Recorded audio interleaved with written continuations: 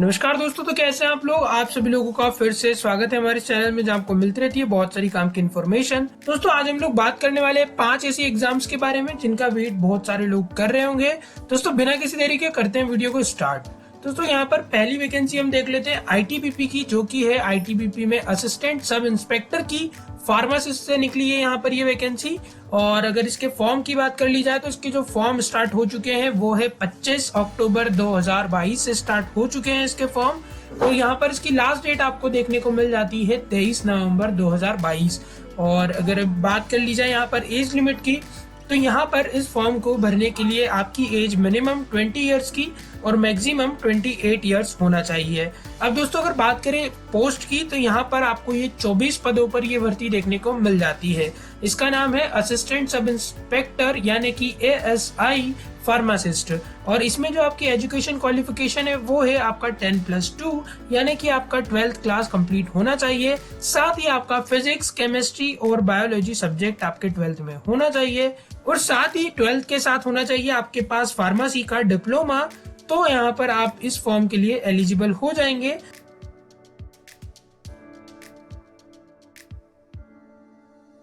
दोस्तों यहाँ पर एक और वैकेंसी निकलती है आईटीबीपी की तरफ से, जिसमें कि आपको कांस्टेबल और हेड कांस्टेबल के पदों पर ये भर्ती देखने को मिलती है।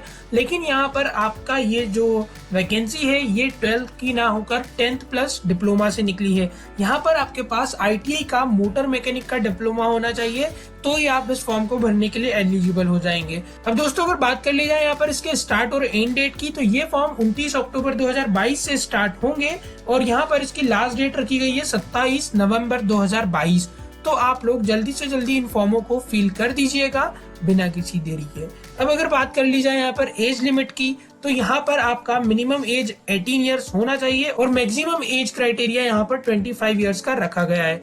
अब अगर बात कर ली जाए यहाँ पर पदों की, तो इसमें आपको 186 पद टोटल देखने को मिलते हैं, जिसमें से आपके 58 पद हैं आपके हेड कांस्टेबल मोटर मैकेनिक के। और अगर बात कर ली जाए कांस्टेबल मोटर मैकेनिक की, तो वो पद है यहाँ पर 128। तो दोनों मिलाकर यहाँ पर आपको 186 पोस्ट देखने को मिलती है। अब अगर बात कर ली जाए यहाँ पर एलिजिबिलिटी की, तो यहाँ पर आपके पास 12th के साथ साथ ITI का सर्टिफिकेट होना चाहिए, या तो फिर आपके पास 3 ईयर का एक्सपीरियंस सर्टिफिकेट होना चाहिए, या फिर आपके पास डिप्लोमा होना चाहिए ऑटोमोबाइल का। दोस्तों यहाँ पर एक इम्पोर्टेंट बात ये है कि 10th के बाद आपके पास ITI का मोटर मैकेनिक का डिप्लोमा तो होना ही चाहिए, साथ में आपकी 12th भी होना चाहिए, तो ही आप इस फॉर्म को फिल कर पाएंगे, अदरवाइज नहीं कर पाएंगे। और यहाँ पर अगर आपके पास ITI का डिप्लोमा नहीं है मोटर मैकेनिक का, तो आप 3 ईयर के एक्सपीरियंस बेस पे या तो फिर डिप्लोमा अगर आपके पास होगा ऑटोमोबाइल का, तो भी आप यहाँ पर ये फॉर्म फिल करने के लिए एलिजिबल हैं। अब दोस्तों अगर बात कर ली जाए यहाँ पर थर्ड वैकेंसी की, तो वो है हमारे पास द इंडियन नेवी यानी कि नौसेना भर्ती की। दोस्तों यहाँ पर नेवी में वापस से एक वैकेंसी निकली है जिसका नाम है शॉर्ट सर्विस कमीशन यानी कि SSC, जो कि है नेवी की तरफ से। दोस्तों यहाँ पर आपको पोस्ट देखने को मिल जाती है general services, air traffic control, naval air operations officer, pilot, logistic. तो यहाँ पर अलग अलग वैकेंसी आपको देखने को मिल जाती है। और अगर बात कर ली जाए यहाँ पर पोस्ट की, तो यहाँ पर 217 पोस्ट इसमें रखी गई है। अगर अब बात कर ली जाए यहाँ पर जनरल सर्विस हाइड्रो कैडर की, तो यहाँ पर आपको 56 पोस्ट देखने को मिल जाती है। और यहाँ पर आपकी एलिजिबिलिटी है आपका BE या BTech कंप्लीट होना चाहिए मिनिमम 60% मार्क्स के साथ में। और एज लिमिट का क्राइटेरिया यहाँ पे रखा गया है 2/7/1998 से 1/1/2004 के बीच का आपका बर्थ होना चाहिए। अब सेकंड है हमारे पास एयर ट्रैफिक कंट्रोल की, इसमें आपको 5 पोस्ट देखने को मिल जाती है। और यहाँ पर भी आपका रिलेटेड स्ट्रीम से आपका BE या BTech कंप्लीट होना चाहिए और एज क्राइटेरिया सेम है 2/7/1998 से 2004 के बीच का बर्थ। थर्ड है यहाँ पर नेवल एयर ऑफिसर की, जिसमें आपका BE BTech होना चाहिए उसी से रिलेटेड किसी ब्रांच में। और यहाँ पर इसकी 15 पोस्ट देखने को मिल जाती है और एज क्राइटेरिया है यहाँ पर 2/7/1999 से 1/7/2004 का। और इसी के साथ यहाँ पर पायलट और लॉजिस्टिक्स की वैकेंसी भी आपको देखने को मिलती है, जिसमें यहाँ पर 25 और 20 पद हैं। तो इसमें भी आपकी एलिजिबिलिटी में आपका BE या BTech होना चाहिए रिलेटेड स्ट्रीम से। और एज लिमिट यहाँ पर 2/7/1999 से 2004 के बीच रखी गई है पायलट की। और लॉजिस्टिक्स की यहाँ पर एज लिमिट रखी गई है 2/7/1998 से 1/1/2004 की। और दोस्तों अगर आपके पास ME MTech भी कंप्लीट है तो भी आपको यहाँ पर बहुत सारी अलग पोस्ट देखने को मिल जाती है जो कि आपको डिस्प्ले पर दिखाई दे रही होगी। अब दोस्तों अगर बात कर ली जाए यहाँ पर इम्पोर्टेंट डेट्स की, तो ये फॉर्म स्टार्ट हो चुके हैं 21 अक्टूबर 2022 को और यहाँ पर इसकी लास्ट डेट रखी गई है 6 नवंबर 2022।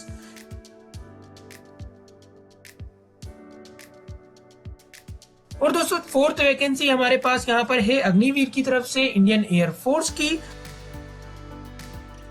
जिसमें कि यहाँ पर इसके फॉर्म 7 नवंबर 2022 से फॉर्म स्टार्ट होंगे फिल होना और इसकी लास्ट डेट यहाँ पर रखी गई है 30 नवंबर 2022, यानी कि 7 नवंबर 2022 से 23 नवंबर 2022 के बीच में यहाँ पर इसके फॉर्म फिल होंगे। और अगर बात कर ली जाए यहाँ पर एज लिमिट की, तो यहाँ पर आपका बर्थ 27/6/2002 से 27/12/2005 के बीच में होना होगा, तो ही आपका यहाँ पर फॉर्म फिल हो पाएगा। यानी कि आपकी 17.5 से 21 साल के बीच की उम्र होना चाहिए, तो ही आप ये फॉर्म फिल कर सकते हैं, अदरवाइज नहीं।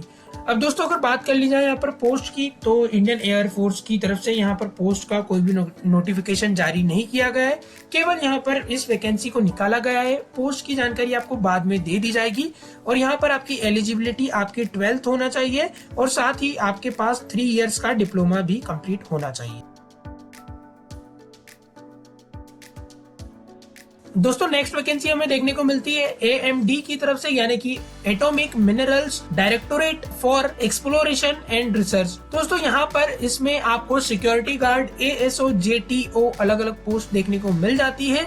अगर बात कर ली जाए यहाँ पर ये फॉर्म कब से स्टार्ट होंगे, तो यहाँ पर इस फॉर्म की स्टार्ट डेट है 29 अक्टूबर 2022 और लास्ट डेट यहाँ पर रखी गई है इसकी 17 नवंबर 2022। अब दोस्तों अगर बात कर ली जाए यहाँ पर पोस्ट की, तो ये वैकेंसी आपकी 321 पदों पर निकाली गई है, जिसमें आपको जूनियर ट्रांसलेशन ऑफिसर की JTO की वैकेंसी 9 पद पर देखने को मिल जाती है और यहाँ पर आपकी मास्टर डिग्री कंप्लीट होना चाहिए एक लैंग्वेज में, तभी आप यहाँ पर एलिजिबल होते हैं।